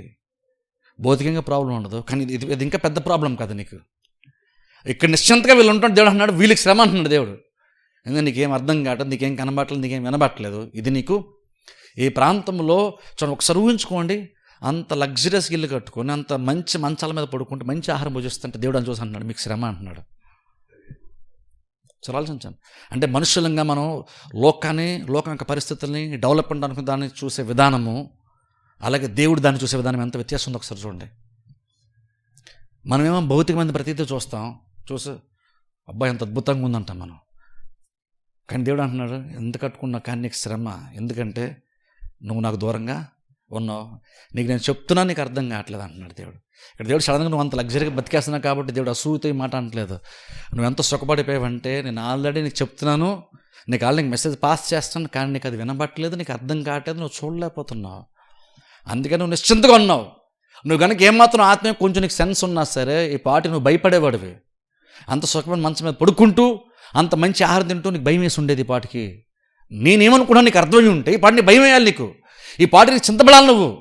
ఇంక నువ్వు అదే మంచం పడుకో, అదే ఆహారం తిను, కానీ ప్రస్తుతం ఉన్న స్థితిని బట్టి నువ్వు భయపడాలి, నువ్వు కంగారు పడాలి. యాక్చువల్గా ఎందుకు కంగారు పడాలి, నేను ఆల్రెడీ కొన్ని విషయాలు మీకు ఇండైరెక్ట్గా తెలియజేశాను, కానీ ఇంకొక మీరు నిశ్చింతగా ఉన్నారు. నేను ఇలా చెప్పిన తర్వాత కూడా మీరు నిశ్చింతగా ఉన్నారంటే మీకు అది శ్రమే. నేను చెప్పినప్పుడు కనుక మీకు ఆ స్పర్శ వచ్చి తెలుసుకొని గ్రహిస్తే ఓకే. నేను చెప్పినది కూడా మీరు గ్రహించలేదు కాబట్టి దేవుడు అన్నాడు, ఈ మూమెంట్ దేవుడు అన్నాడు, మీకు నా మాటలు బట్టి సిచ్యువేషన్స్ చూసినప్పుడు మీరు చింతపడాలి, కానీ మీకు చింత లేదు కాబట్టి నిశ్చింతగా ఉన్నారు కాబట్టి మీకు శ్రమ. ఎందుకని? ఇక్కడ డెవలప్మెంట్ పాడు చేస్తుంది దాన్ని. విగ్రహాలు ఇవన్నీ ఉన్నాయి, కానీ దేవుడు స్పెసిఫిక్గా విగ్రహాల వల్ల మీరు పాడైపోతే మాత్రం చెప్పట్లేదు. దాని బేసిక్ రూట్ కాజ్ ఏంటి? షమ్రోన్ పట్టణమే కదా అన్నాడు. షమ్రోన్ పట్టణంలో ఏముంది? షమ్రోన్ పట్టణంలో సుఖం ఉంది, షమ్రోన్ పట్టణంలో లగ్జరీ ఉంది, షమ్రోన్ పట్టణంలో సమృద్ధి ఉంది. అది ప్రాబ్లము. అన్నీ దేవుడు అంటున్నాడు అది మీకు శ్రమ. చదువుకుందాం, మళ్ళీ చూడండి ఒకసారి వెళ్దాం, మీకా గ్రంథంలోకి వెళ్దాం, 1వ అధ్యాయం. అలాగే యెరూషలేము పట్టణం గురించి దేవుడు మాట్లాడుతున్నాడు. 6వ వచనం చదువుకుందాం. కాబట్టి నేను సోమ్రోనును చేనిలోనున్న రాళ్ల కుప్ప వలె చేసేదను, ద్రాక్ష చెట్టు నాటదగిన స్థలముగా దాన్ని ఉంచెదను, దాని పునాదులు బయలుపడినట్లు దాని కట్టుడు రాళ్లను లోయలో పారబోసేదను.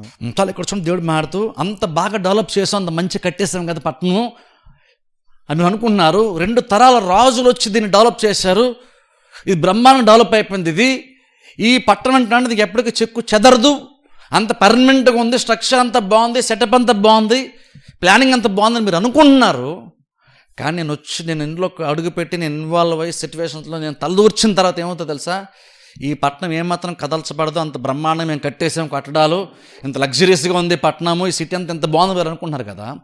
నేను చిన్నవాళ్ళు అయిన తర్వాత ఇది ఇంత గొప్ప స్ట్రక్చర్ పర్మనెంట్గా ఉందనుకున్నటువంటి ఈ కట్టడాలన్నీ కూడా పాడైపోయి నేలమట్టం అయిపోతాయి. ఎంతగా నేలమట్టం అయిపోతాయి అంటే ఇందులో ద్రాక్ష తోట కూడా నాటచ్చు.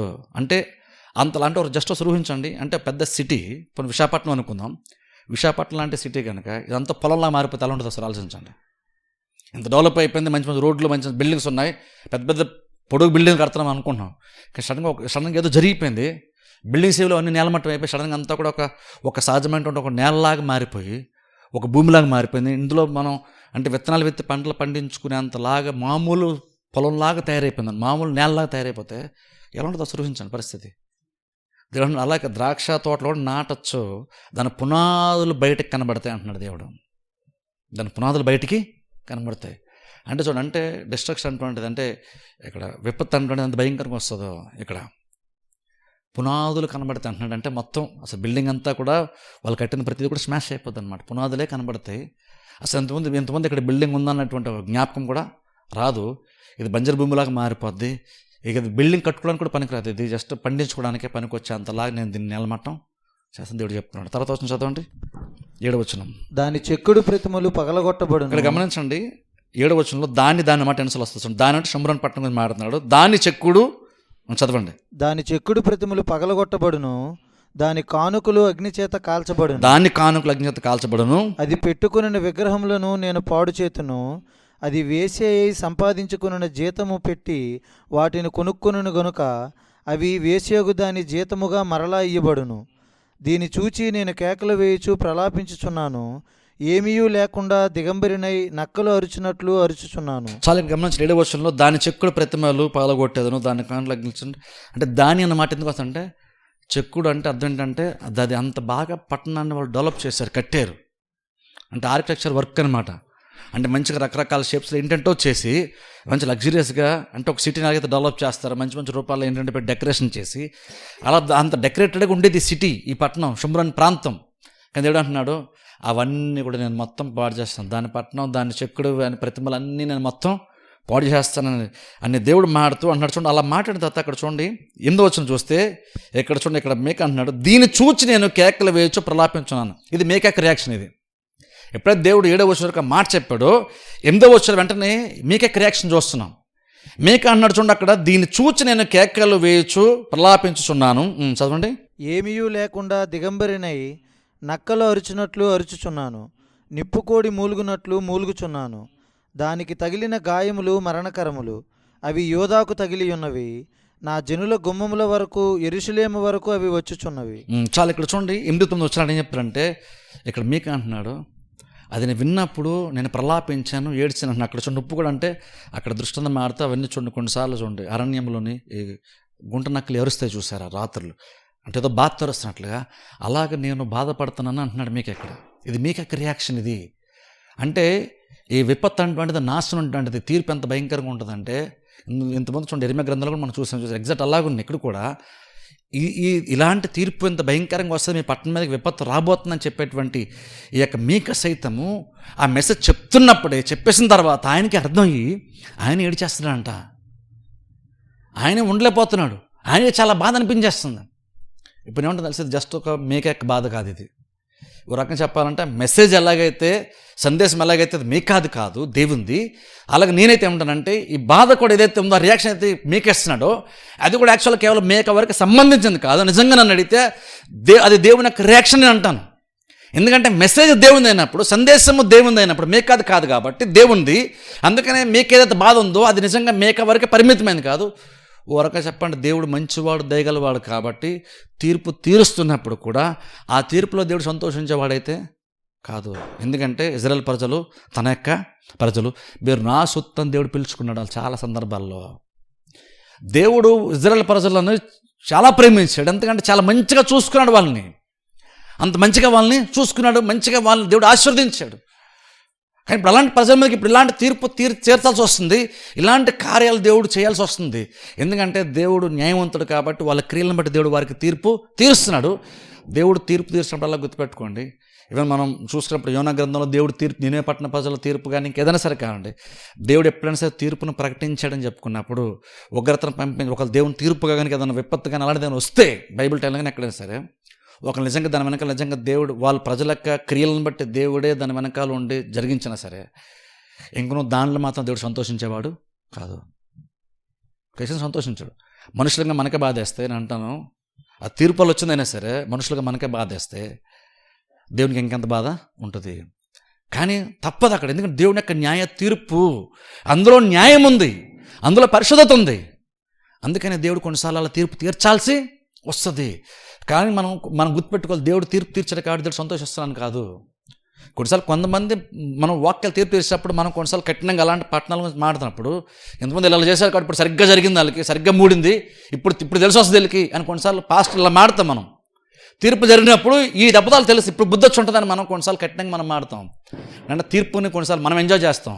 అన్యులకు దేవుడు తీర్పు తీరిస్తే, ఇంకెవరికైనా దేవుడు తీర్పు తీస్తే మనం ఎంజాయ్ చేస్తాం, కానీ దేవుడైతే ఎంజాయ్ చేయడు. దేవుని యొక్క మైండ్ యాక్చువల్ అది కాదు. అన్నీ ఇక్కడ మీకా రియాక్షన్ ఏంటంటే ఇది మేకేక్ రియాక్షన్ కాదు, ఇది దేవుని యొక్క రియాక్షన్. దేవుడు అంత కఠినమైనటువంటి రీతిలో ప్రకటిస్తున్నాడు తీర్పుని మీకా ద్వారా, కానీ అయినను ఇంకొను దేవునికి అయితే అందులో ఆనందం ఏమాత్రం కూడా ఉండదు. కొన్నిసార్లు మనం కోపం వచ్చినప్పుడు కోపాన్ని తీర్చడం కొన్ని కార్యాలు చేస్తాం, కొంతమందిని కొన్ని మాటలు అంటాం, కొన్ని కార్యాలు చేస్తాం. అలా మనకి ఎవరి మీద కోపం ఉందో, ఎవరి మీద ద్వేషం ఉందో వాళ్ళని బట్టి కొన్ని కార్యాలు మనం చేస్తున్నప్పుడు, కొన్ని మాటలు మాట్లాడేటప్పుడు అందులో మనకు సంతోషం ఉంటుంది, మనకు సాటిస్ఫై ఉంటుంది కాబట్టి మనం చేస్తాం.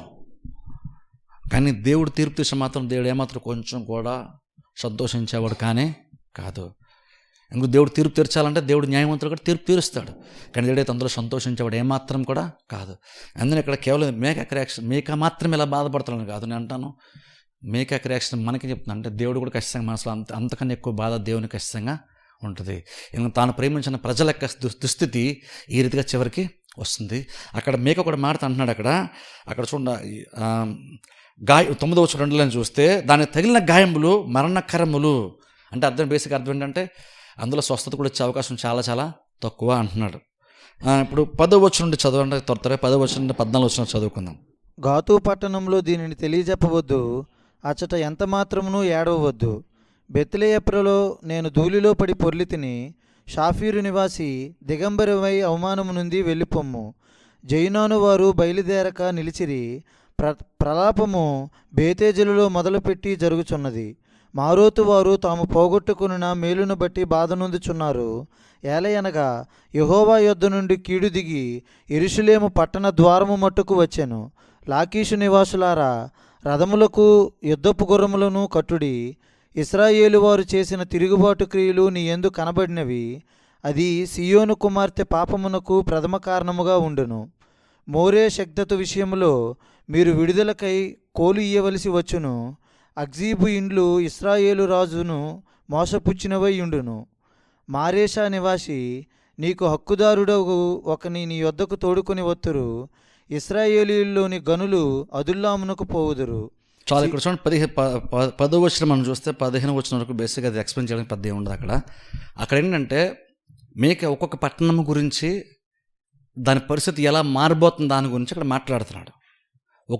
జస్ట్ ఆ చుట్టుపక్కల ప్రాంతాలు, ఆ ఊర్లు, వాటి పేరు మాట్లాడుతూ ఈ తీర్పు వల్ల ఆ ప్రాంతాలకు ఎలాగ అది బాధించబడతారని దాని గురించి జస్ట్ క్లుప్తంగా మాట్లాడుతున్నాడు. అక్కడ బేసిక్ ఇందులో ఎక్స్ప్లెయిన్ చేయడానికి ఏం లేదు, ఎందుకంటే ఇది యాక్చువల్గా మన తెలుగులో క్లియర్ లేదు. కానీ ఒరిజినల్గా మేక ప్రవచించినప్పుడు అదేంటి అక్కడ కూర్పు కానీ అక్కడ చూడండి ప్రాస అంటాం, చూసారా ప్రాస, అదేంటంటే బేసిక్గా ఒకేలాగా వస్తుంది. అంటే ఆ ఊరి పేరు ఆ ఊరికి జరిగేటువంటి ఆ తీర్పు ఏదవుతుందో ఆ తీర్పు వల్ల దాని రిజల్ట్ ఎలా మారిపోతుంది, ఆ పట్టణం యొక్క పేరు ఆ తీర్పు వల్ల ఆ పట్టణం ఎలా మారిపోబోతుంది, ఇదంతా ఏంటంటే ఒక పొయిటికల్గా అంటే ఒక కవిత్వంలాగా, ఒక ప్రాసలాగా దాన్ని ఎక్స్ప్లెయిన్ చేశాడు, వివరించాడు. ఇప్పుడు ఎగ్జాంపుల్ చెప్తాను చూడండి, కొంచెం అర్థం కావడానికి. నేను చాలా ఆలోచిస్తే తప్ప నాకు ఎగ్జాంపుల్ రాలేదు. ఇప్పుడు చూడండి, చలికాలం వచ్చిందనుకోండి, టీవీలో న్యూస్ చెప్తారు, ఏమంటారు, చలిపులి అంటారు.